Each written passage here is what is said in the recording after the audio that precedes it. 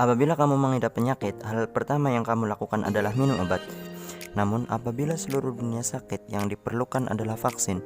Di tengah pandemi COVID-19 yang tidak ada henti-hentinya, satu-satunya hal yang menjadi sumber harapan adalah diciptakannya sebuah vaksin.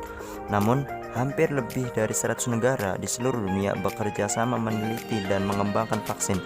Pertanyaan sesungguhnya bukan dapatkah kita menciptakan vaksin, tetapi seberapa cepat vaksin tersebut dapat diciptakan. Untuk pertanyaan tersebut, mari kita simak dalam video ini.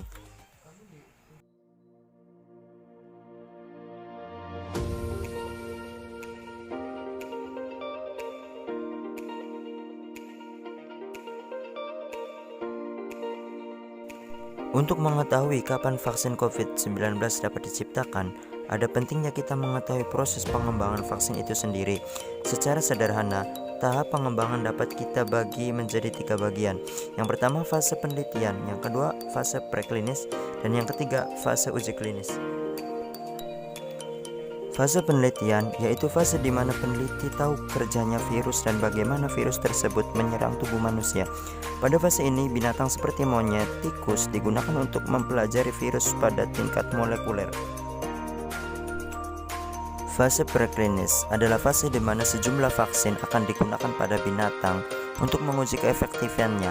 Fase ini penting untuk memastikan bahwasanya vaksin ini diciptakan bukan hanya untuk efektif, tetapi juga aman. Sejak bulan Agustus, WHO telah mencatat sebanyak 165 vaksin COVID-19 yang tengah menjalani fase preklinis ini. Setelah fase preklinis, fase uji klinis dilakukan, dan fase ini dibagi lagi menjadi 3 bagian, yaitu uji coba fase 1, 2, dan 3. Uji coba fase 1 melihat reaksi imun dan keamanan vaksin untuk tubuh manusia. Uji coba fase kedua melibatkan ratusan subjek uji coba dan memfokuskan kepada dosis yang tepat serta jadwal imunisasi yang sesuai. Dan yang terakhir, uji coba fase 3 melibatkan lebih dari 1000 subjek uji coba dan memfokuskan keamanan vaksin pada populasi yang besar untuk mengidentifikasi efek samping yang berat dan langka. Kemudian, setelah vaksin diciptakan, vaksin tersebut akan diberikan persetujuan oleh badan yang berwenang, kemudian didistribusikan secara skala besar. Dalam kondisi normal, sebuah vaksin memerlukan pengujian klinis yang sangat ketat, dan biasanya ini memerlukan waktu yang lama. Andaikan kita di situasi non-pandemi, vaksin tercepat dan realistis akan dapat didistribusikan pada bulan Mei 2036, yaitu 16 tahun dari sekarang. Tentunya menjalani physical distancing selama 16 tahun berturut-turut tidak terdengar menyenangkan. Dan walaupun vaksin dapat diciptakan dalam waktu yang lebih cepat dari itu, apabila kita melihat sejarah vaksin, waktu yang tercepat untuk mengembangkan suatu vaksin adalah 4 tahun, tetap relatif lama. Tetapi jangan langsung pesimis, karena pengembangan vaksin ini jauh lebih berbeda dari pengembangan vaksin terdahulu. Karena kali ini seluruh dunia ikut serta untuk mengembangkannya. Bahkan sejak bulan Juli terdapat sejumlah vaksin yang memasuki fase pertama uji klinis, fase yang semestinya memakan waktu bertahun-tahun. Beberapa ahli bahkan memperkirakan bahwa vaksin untuk COVID-19 akan tersedia untuk khalayak umum pada pertengahan tahun 2021.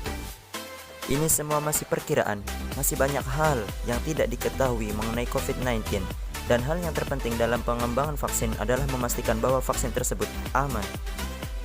Kesimpulannya adalah, walaupun vaksin untuk COVID-19 tidak akan hadir secara instan, berkat kerjasama dan kerja keras berbagai institusi, pakar-pakar, dan tenaga medis di seluruh dunia, pandemi ini mungkin saja akan berakhir lebih cepat dari perkiraan. Maka, apabila di masa depan kalian dapat keluar rumah tanpa khawatir membahayakan diri sendiri atau orang lain, kalian tahu harus berterima kasih kepada siapa. Oleh karena itu, kita sebagai umat muslim harus mempercayai bahwa setiap penyakit itu ada obatnya, dan yang menyembuhkannya hanyalah Allah semata.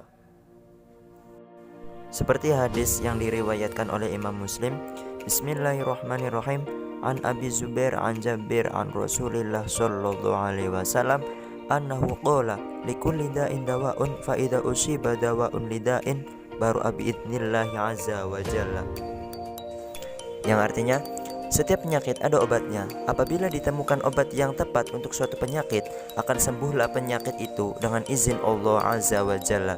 Hadis riwayat Imam Muslim.